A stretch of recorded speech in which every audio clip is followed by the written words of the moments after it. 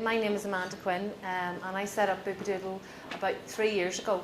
Initially as a baby wear company, and then more recently as Boopydoodle Jewellery back in around the start of this year. Ultimately what I want to do is have an online jewellery boutique. I want to get my stuff out of stores, stop going to craft fairs, and these are the sort of things that I'm having to go through though to get there, to build the brand. So identifying your opportunity, for me it had to be something based on my experiences to date that wasn't going to be expensive, something that could work around my current commitments. Obviously it had to be something that excited me, or else I wouldn't be interested in it. Something that potentially could make money, maybe not straight away, but somewhere down the line whenever you've built up your brand and you've built an interest in it. Then one thing I found really important was to think and believe, well, why not? Years ago I would have thought, no, well, I couldn't do this. Sure, what would people say about me doing this? I couldn't do it. And then I started to think, well, why not? Other people are doing it, so why couldn't I?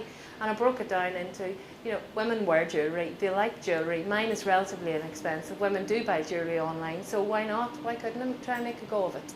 So then in terms of creating your own networks, this isn't something that I necessarily would have been very good at or comfortable with, was going out and meeting people and going into groups on your own and not knowing who you're going to talk to, what you're going to say. But hopefully have developed some networks both online and offline. In terms of offline, things like the Go For It programme.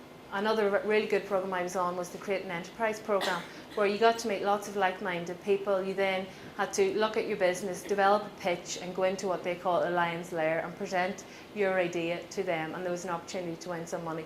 I didn't win it, but it was a good experience anyway. Then the Women into Business programme for me has been invaluable. It's allowed me to come along, meet like-minded women, and I think events or organisations like that, you get out what you put in. I came along to events, I met with people, I accessed the mentoring. I was allowed to do some market research at one of the events, and to be honest, it would have been a lot easier to say, oh no, I'll not bother, I'll just stay at home and see if people are buying jewellery online. But I decided if I could, give it a go, and I found it really useful and helpful getting out there and just putting myself outside of my comfort zone. Then in terms of online supportive networks, I find Facebook and Twitter fantastic. There are a lot of people out there who are always trying to provide information and support for businesses. Then in terms of ways to sell, well, I've been trying 4 different models: online, wholesale through stores, house parties and fairs and exhibitions. And I suppose initially I was doing a lot of this by other people's rules. And now I've said I need to pick a model that works for me and work with that. So online, I have my own website. Obviously, whenever you have your own website, you have to get it designed, you have to pay for your hosting, pay for your domain name. And I was lucky in the fact that I didn't have to pay for the site to be developed. But obviously you have to maintain it, you have to get people to your website. And that is one of the main problems I have, is driving traffic to your website. You can only get so many people from Facebook and Twitter to connect through to it. But what I need is to get up there and be on the first page of Google so that more and more people can see my jewellery free of charge.